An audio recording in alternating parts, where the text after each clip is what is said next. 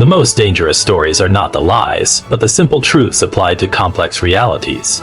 There is a haunting pattern in economic history, a sequence of 8 warning signs that allegedly foretold the doom of 6 developed economies in the last century. From the hyperinflation of Weimar Germany in 1923, to the lost decades of Japan, the sovereign debt crisis in Greece, and the complete implosions of Argentina, Venezuela, and Zimbabwe, the story is always the same. 8 signs appear, and then total collapse. Today we are told the United States is showing all 8 of these same signs, standing on the precipice of a predictable and catastrophic fall. But what if this pattern, so compelling in its simplicity, is a map of a territory that no longer exists? Welcome to Us Financial Market Dynamics. We invite you to listen to the story and join us as we analyze and decode every specific detail, questioning the very foundation of this dire prophecy. The narrative presented to us is a frightening tale of historical repetition. It argues that there is an iron law of economics, an 8-stage path to ruin that begins with unsustainable debt and ends in a worthless currency. This model is powerful because it's easy to understand. It takes complex events and fits them into a neat, linear progression. We are shown the ghost of Weimar Germany, where a wheelbarrow full of money couldn't buy bread, and we are told that America's $36 trillion debt is the first step on that same road. We see the Federal Reserve's $6 trillion injection into the economy, and are told it's the same as the reckless printing that doomed Zimbabwe. We feel the sting of 9% inflation, and are warned that the specter of hyperinflation is next.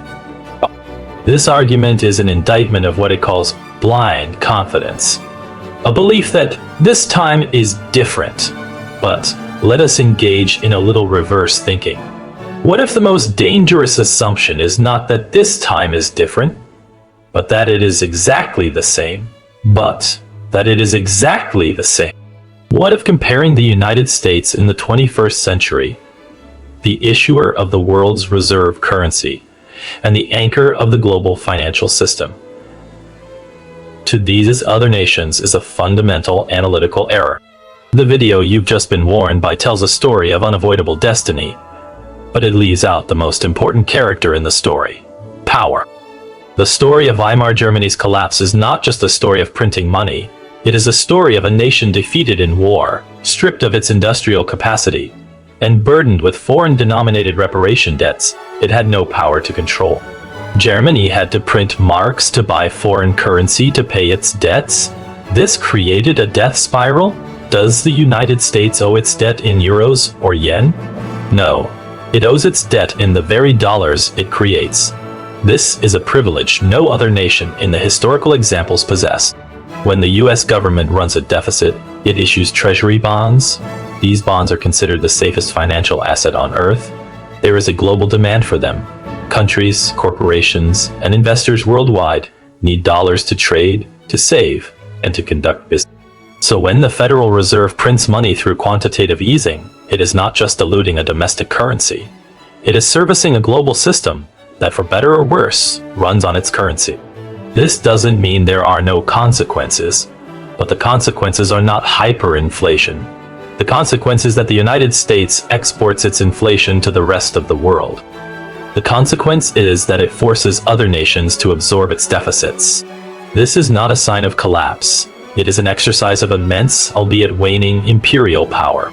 Now consider Japan, another primary example in the pattern. The video correctly states that Japan followed the pattern into decades of stagnation, not hyperinflation, but it presents this as a mere variation on the theme of collapse. Let us look deeper.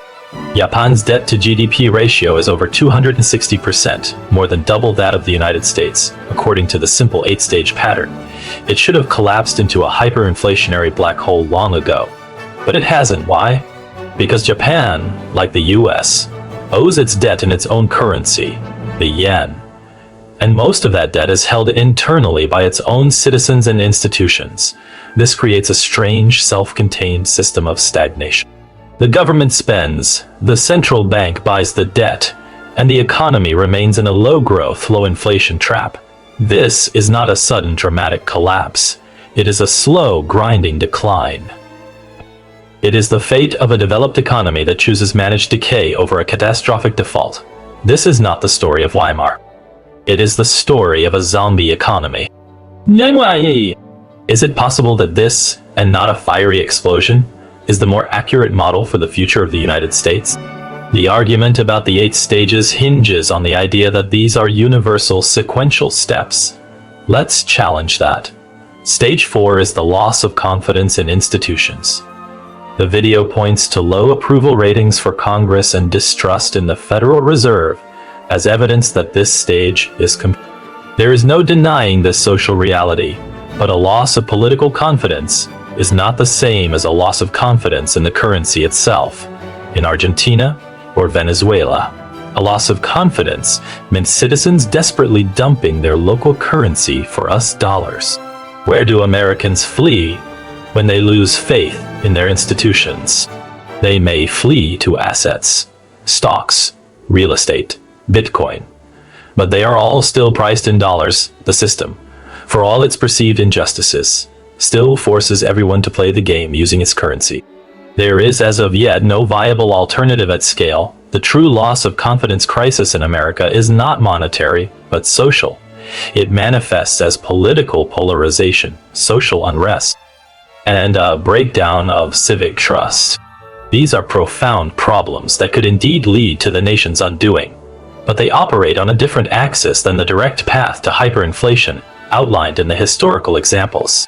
Stage 5, Asset Bubbles, is presented as a clear sign of impending doom. We have the everything bubble in stocks, real estate, and more. The parallel is drawn to Japan's 1980s bubble. But what if we reverse the causality? The video suggests that money printing leads to bubbles, which then pop and cause a collapse. But what if the bubbles are not an unfortunate side effect, but the intended policy? After the 2008 financial crisis, the lesson learned by central banks was not to let the system collapse. The 1929 model of letting banks fail and assets deflate was seen as an unacceptable catastrophe. So, the new playbook was written. At any sign of a major downturn, intervene, flood the system with liquidity, prop up asset prices. The asset bubbles are not a sign that the system is about to crash. They are the evidence of the extraordinary measures being taken to prevent it from crashing. The system is no longer allowed to have a major deflationary correction. The policy is to keep the bubbles inflated at all costs. This doesn't avert a crisis. It transforms it. Instead of a sudden market crash that wipes out wealth, we get a slow, relentless inflation of assets that makes housing unaffordable for the young, concentrates wealth at the very top, and hollows out the middle class. The collapse is not an event. It's a process. It's the quiet transfer of wealth from labor to capital, from savers to debtors. This brings us to the core of the reverse thinking argument. The 8-stage pattern describes a specific type of failure, a crisis of an individual state losing control of its currency. What the United States is facing is an entirely different class of problem. The crisis of a global empire in relative decline. The mechanisms of this crisis are different. The United States doesn't collapse like Greece, which was trapped in a currency union it didn't control. It doesn't collapse like Zimbabwe, a small nation with no systemic importance. The collapse of the United States as the center of the system would bring the entire global economy down with it, and because of this, the system itself, the international network of central banks, financial institutions, and political bodies, will do everything in its power to manage this decline, not allow it to spiral out of control. So what does this managed decline look like? It doesn't look like hyperinflation. Hyperinflation is a disease of acute weakness. The disease of a powerful but indebted empire is chronic. It looks like persistent, stubborn inflation that always runs hotter than official targets, slowly eroding the purchasing power of every dollar you save. It looks like financial repression, where interest rates are kept below the rate of inflation, ensuring that your savings account loses value every single year. It looks like rising social and political instability, as different groups fight for their share of a pie that is no longer growing. It looks like a widening gap between the asset owners, whose wealth is protected and inflated by central bank policy, and the wage earners, who fall further and further behind.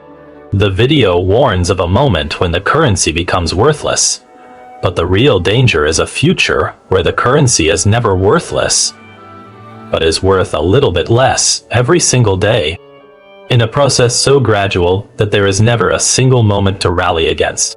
There is no storming of the Bastille. There is only the slow boiling of the frog. The 8 warning signs are real. The unsustainable debt is real. The money printing is real. The inflation is real. But the conclusion drawn from them is based on a flawed premise. The historical pattern doesn't lie, but it may be telling a different story than the one we are being sold. It is not necessarily the story of a sudden death, but of a long, debilitating illness. The end of this story is not a spectacular explosion, but a quiet fading into mediocrity and stagnation. The American economy will not be destroyed in the manner of Weimar or Venezuela. It will be transformed into something unrecognizable, a heavily managed, inflationary, and deeply unequal system, where real growth is a memory and the primary function of economic policy is simply to delay the final reckoning. The collapse is not coming. In many ways, it is already here. We are just living through it in slow motion. The 8-stage pattern of collapse is a powerful narrative. It provides a sense of certainty in uncertain times. But this certainty is an illusion. The true threat is not the one we are preparing for. We are watching for the lightning strike of hyperinflation, while the foundations of our society are being slowly eroded by a rising tide of managed decay. The system is not going to crash. It is being deliberately kept alive in a zombie-like state, and the price for this artificial life support is paid by the savings, the wages, and the future of the middle class. The real question is not whether the pattern will repeat. It is whether we can recognize that a new, more insidious pattern is already playing out right before our eyes. This video analyzes historical economic cycles and current indicators for educational purposes, not financial investment advice. Please consult a professional before making investment decisions. If you enjoyed listening to the story, please press like, share this video, and leave a comment with your opinion. Don't forget to subscribe to the US Financial Market Dynamics channel and hit the notification bell so you don't miss any new videos.